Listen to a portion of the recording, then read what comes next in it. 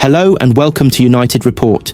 This is your home for all the latest Manchester United news, match updates, transfer stories, and in-depth analysis. Stay connected and never miss a moment. Subscribe now to stay ahead with everything happening at Old Trafford. Paul Pogba has held talks with DC United about potentially joining the MLS outfit. The Frenchman is looking for a new club following a prolonged period out of the game following a ban for doping. Pogba was on Juventus's books when he returned a positive test and has been without a club since serving his ban. Despite spending his entire career in Europe, the former Manchester United star is entertaining the prospect of playing in the United States. It has been 20 months since Pogba last played competitively, but the MLS outfit appear keen on landing his services, reports The Washington Post. DC United owns Pogba's MLS discovery rights, which prevents other teams in the league from negotiating with him. Wayne Rooney previously led the team during a brief stint, and should Pogba put pen to paper on a deal, he would end up facing Inter Miami and Lionel Messi, given that they are conference rivals. A return to football in the United States has long been discussed for the Frenchman, who has been spotted at several MLS stadiums throughout the year. Pogba's career has seen him play for United and Juventus twice. He first made his name in Manchester before opting against signing a new deal as a youngster and heading to Italy in pursuit of regular game time. There, his stock massively rose and caught the eye of those at Old Trafford. They spent a club record fee to bring him back in 2016 when Jose Mourinho was at the helm. But throughout his second stint, he was regularly criticised and ended up leaving for nothing when his contract expired. At that point, he chose to head back to Italy with Juventus. While struggling on occasion at club level, Pogba was regularly influential on the international stage. With Les Bleus, he won the World Cup in 2018, but that remains one of the only trophies he's won in recent years. His last club honour came back in 2017 in Manchester.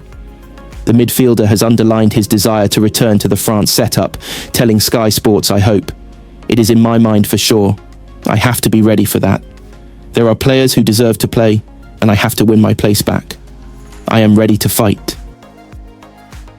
Manchester United's attempt to reach the Europa League final could be boosted by the return of 3 players from injury.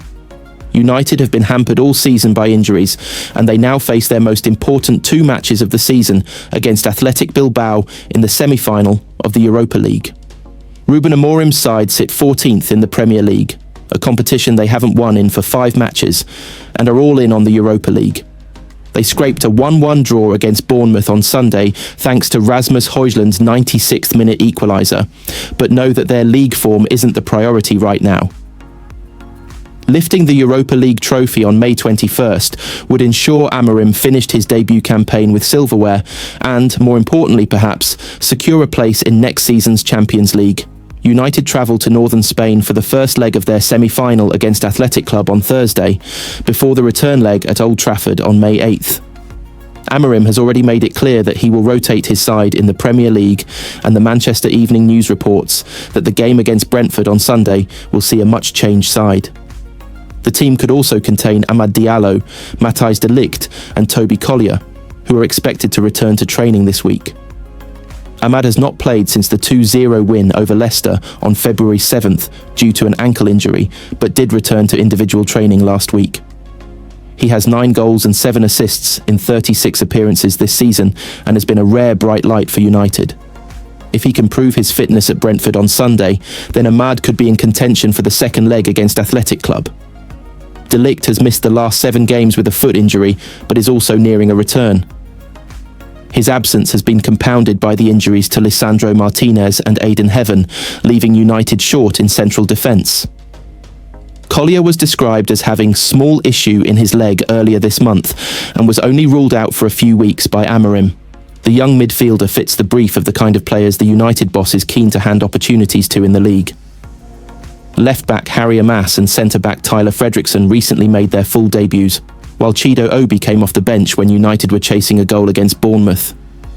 Amorim brought off Casemiro, Patrick Dorgu, Harry Maguire, Kobbie Mainoo and Noussair Mazraoui on the weekend, with one eye on the important game in midweek.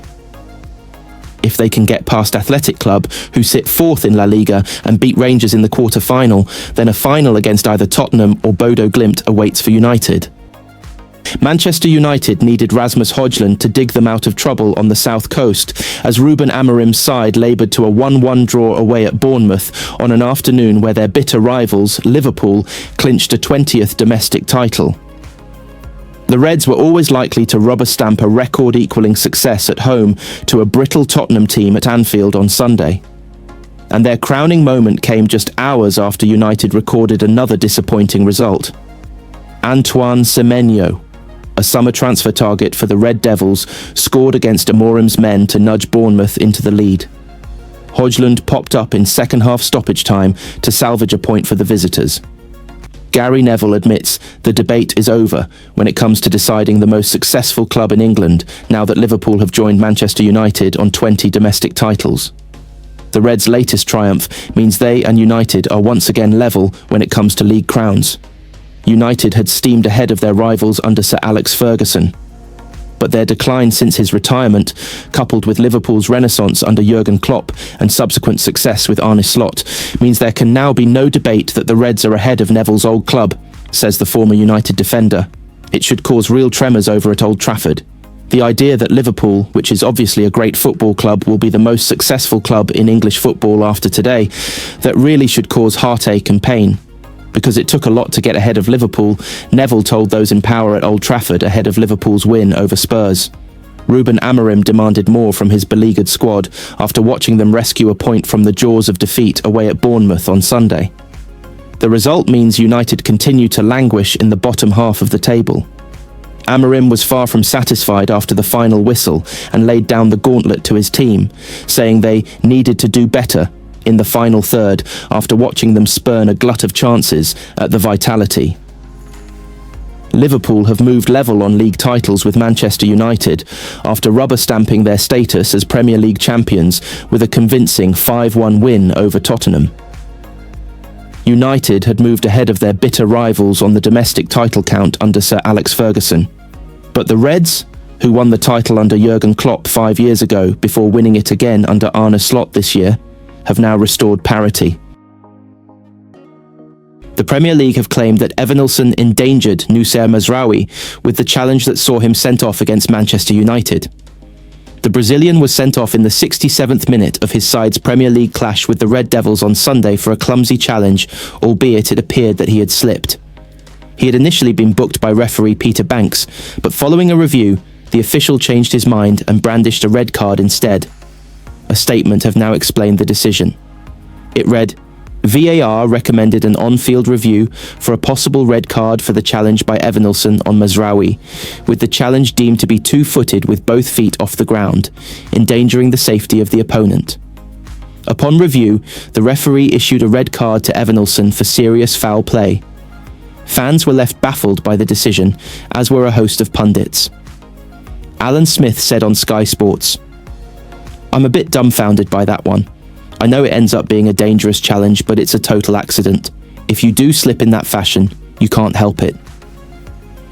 Meanwhile, ex-Southampton man Francis Benali said, there is a couple of points of contact. I don't think it's intentional.